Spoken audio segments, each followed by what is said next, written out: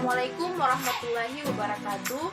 Perkenalkan, nama saya Nurul Satina dari program studi S1 Farmasi Universitas Bina Mandiri Gorontalo.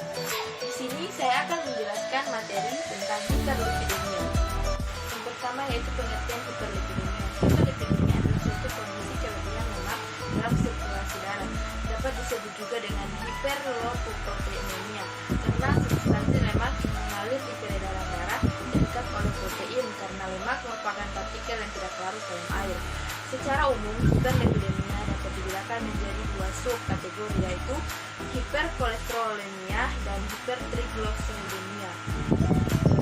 Hiperlipidemia adalah kelainan pada metabolisme lipid yang ditandai dengan peningkatan fraksi lipid dalam plasma, yaitu berupa kenaikan kadar kolesterol total, kolesterol LDL, low density lipoprotein, kenaikan kadar trigliserida, serta penurunan kadar HDL atau high density lipoprotein, di mana kadar kolesterol LDL lebih dari 160 dan kadar kolesterol total lebih dari 240.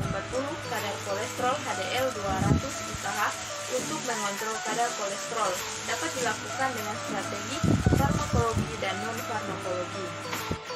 Selanjutnya yaitu tanda dan gejala hiperlipidemia.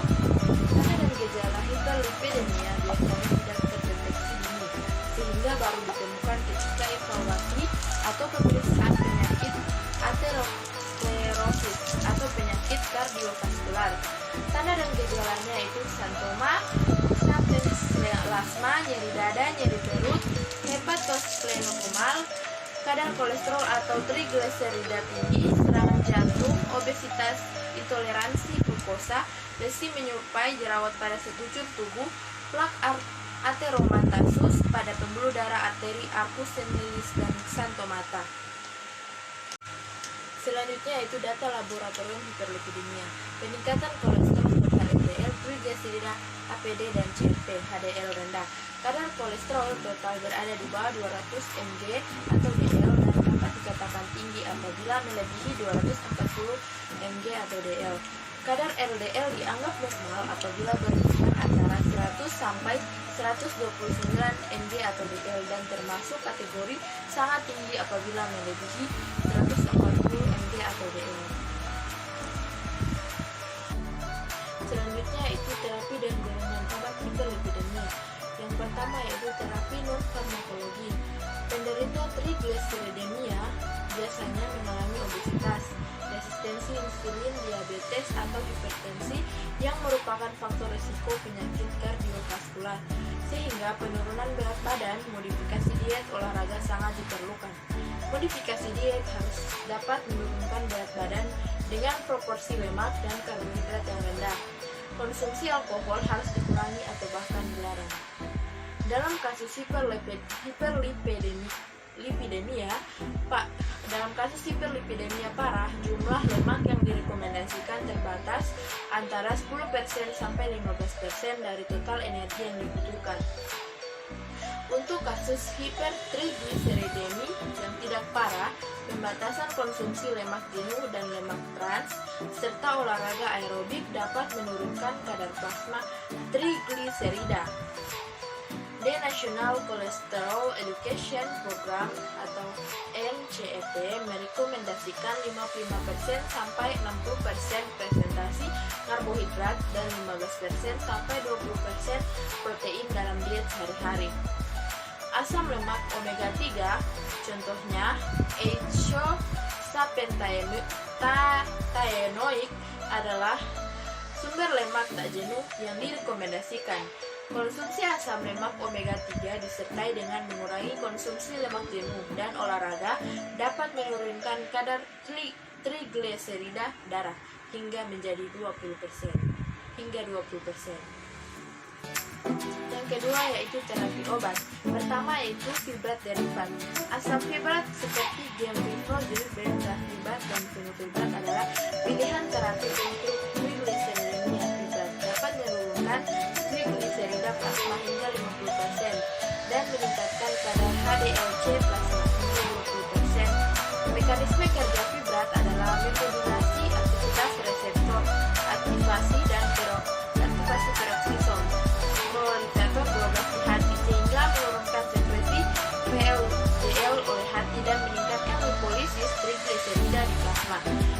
juga mereduksi jumlah LDL dan meningkatkan HDL-C. Selanjutnya yaitu statin. Statin adalah inhibitor koenzim 3-hidroksil metilbutaril. Statin bukan pilihan terapi lini pertama apabila kadar trigliserida plasma lebih dari 5 mmol atau liter.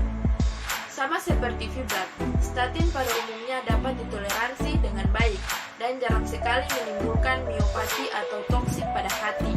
Penggunaan kombinasi statin dan fibrat direkomendasikan pada pasien diabetes mellitus tipe 2 dan efektif untuk mengontrol resiko kardiovaskular. Terakhir yaitu niacin. Penggunaan niacin secara rutin dapat menurunkan kadar trigliserida plasma hingga 45%, meningkatkan HDL-C plasma hingga 25%, dan menurunkan LDL-C hingga 20%. Namun, penggunaan niacin sering menimbulkan efek samping, yaitu gatal-gatal, cutaneous, flushing, dan lightheadedness. Efek samping ini dapat diminimalkan dengan cara memulai terapi dari dosis rendah, kemudian ditingkatkan secara bertahap ke dosis target. Efek samping lain mungkin muncul, tetapi jarang seperti meningkatnya enzim hati, meningkatnya asam urat, gastrointestinal stres, dan intoleransi glukosa. Terakhir yaitu kecenderungan. Hiperlipidemia adalah istilah medis untuk kondisi kolesterol tinggi. Terkadang kondisi ini tidak menimbulkan gejala, tetapi bisa meningkatkan risiko penyakit jantung, stroke, dan bisa berujung kematian. Oleh karena itu, penting bagi Anda untuk mewaspadai kondisi ini. Hiperlipidemia disebabkan oleh terlalu banyaknya kolesterol jahat dalam darah dan tidak memiliki cukup kolesterol baik untuk membersihkannya. Kondisi ini kemudian dapat menyebabkan sumbatan atau plak pada dinding pembuluh darah. Tanda-tanda hiperlipidemia yaitu tidak ada nyeri dada, jantung berdebar, berkeringat, gelisah, sesak napas, kehilangan kesadaran, atau kesulitan berbicara atau bergerak, nyeri perut, dan kematian mendadak. Hiperlipidemia sebenarnya bisa diatasi dengan cara sederhana, yaitu dengan mengubah dan memperbaiki gaya hidup. Namun, dalam sebagian kasus, hiperlipidemia harus ditangani dengan mengonsumsi obat-obatan.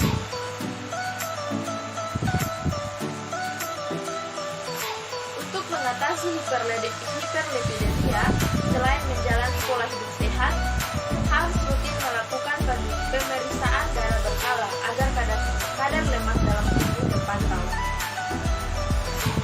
Ada beberapa jenis obat yang bisa mengatasi kondisi hiperlipidemia, yaitu 1. Obat golongan statin seperti simvastatin, atorvastatin, rosuvastatin. Obat ini terbukti ampuh untuk menurunkan kadar kolesterol dalam darah. Selanjutnya yaitu asam nikotinat. Obat ini dapat menurunkan kadar kolesterol jahat dan kadar trigliserida tinggi. Terakhir yaitu fibrat, yaitu jenis obat lain untuk menurunkan kadar trigliserida dan meningkatkan kadar kolesterol baik. Sekian materi yang bisa saya sampaikan. Lebih dan kurangnya saya mohon maaf. Wabillahi taufiq wal hidayah. Wassalamualaikum warahmatullahi wabarakatuh.